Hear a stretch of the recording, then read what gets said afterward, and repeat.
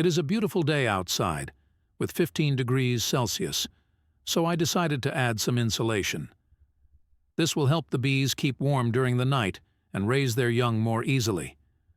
This should have been done in the autumn, but better late than never. So, let's make some smoke real quick. In case you don't know, the smoke will give the bees another task, as they will think something is on fire.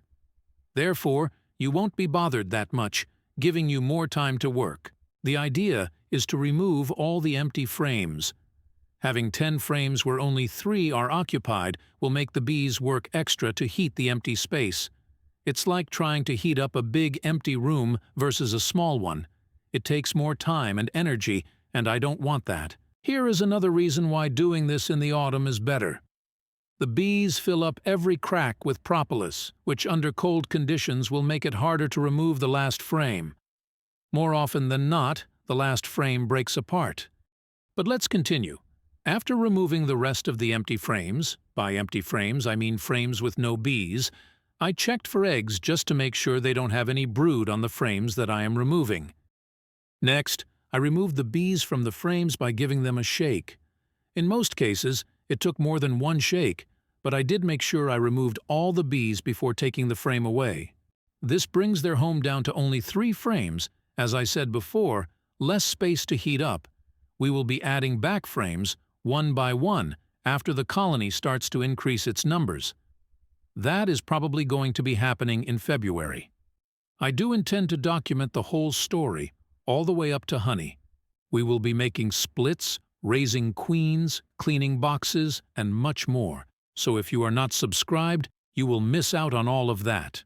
After centering the remaining frames, I added the insulation panels on each side, leaving a bit of space between the panel and the frame.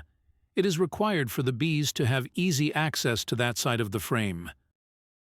I noticed there are a lot of bees on the walls of the boxes, so I made a cut like this so they can get back at night. I also left some frames of honey that they can carry back to the nest. After shaking the last frame of bees, I covered them all up, leaving small gaps at the front and back of the frames for ventilation. This prevents condensation and the appearance of mold. Now they have only 3 frames to keep warm instead of 10. Placing the frames like this will encourage the bees to move their resources to their nest.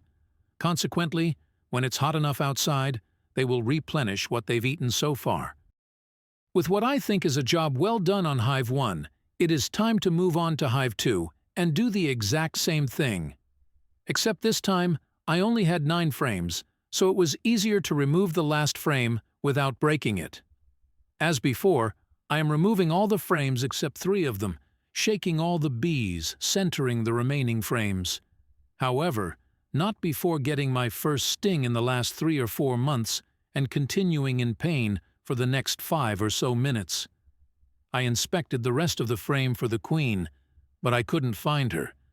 Yet she was present because the bees were very calm. I made the necessary cuts for the remaining bees to find their way home and for easier access to the resource frame that I left for them. I covered them up and moved to the next one. I also adjusted the entrance to the hive to match the frames. This way, the bees won't have to go through a maze to enter. The last one, for now, was very agitated. Sometimes bees are like that because of genetics, but from what I have experienced so far, more often than not, those are the ones that survive. It might be harder to work on them, but it's a sacrifice I have to make. After all, as a beekeeper, the bees are our main concern. In case you didn't know, the bees are responsible for pollinating most of our food. So without them...